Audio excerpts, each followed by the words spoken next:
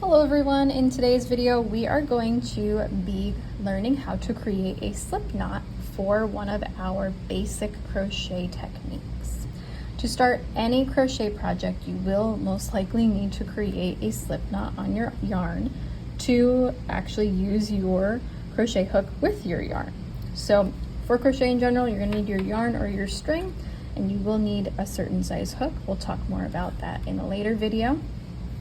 But in order to start, we need to create what is called a slip knot. We don't want to have any old knot on this side. We want to have a knot that can loosen and tighten up depending on what we need it to do, and that is called a slip knot.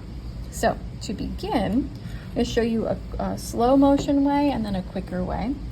To begin, I've seen people take this and loop this up like that, and we're going to pull this yarn through. We're actually going to flip that over, right? And then I'm going to grab this and pull that through to create that knot. As I grab this and flip it, I'm going to grab and hold on to with my other hand. I'm going to grab those two there and I'm going to pull and tighten. And here you can see I've created a knot and I've got this loop. Now why that's called a slip knot is because if I start to pull on this side, it's going to get smaller and smaller. And if I continue to pull, it actually will slip right out. So I'm going to do that again. I'm going to take this yarn, I'm going to flip that up, I'm going to flip this over there so I see some of that there, and I'm going to grab that through, and then I like to have both pieces in my hand so I can adjust, and I'm really pulling that until I have that little knot right there. Now to actually start this onto my hook, I would insert my hook here and I would tug on this until it becomes tighter.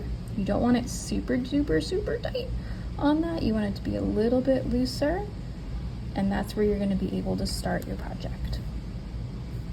Now, if for some reason that goes wrong, again, that pops right out, which is so nice. So that was the slow way. To see it a little bit quicker, for me, I take this in my hand and I loop this through here, just like I'm about to create a full knot, but I don't let that tail escape. I grab that tail and pull that like that. And again, you put this through and you can tighten that up. Okay, and again, this can pull out. If you're doing this and you pull this all the way through, you would just create a full knot, right?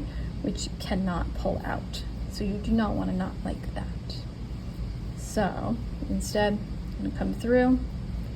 I can even use my finger here and grab that through like that.